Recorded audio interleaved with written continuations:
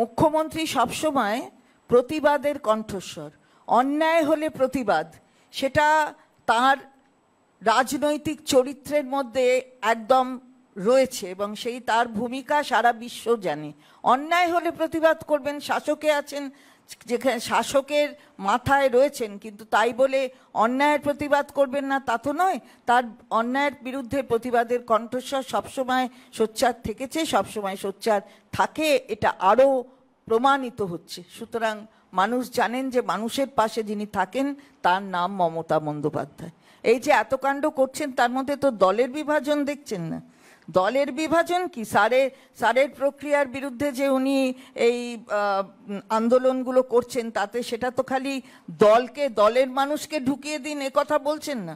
বাদ যাচ্ছে যারা, তারা তো অন্য দলেরও সমর্থক হতে পারে।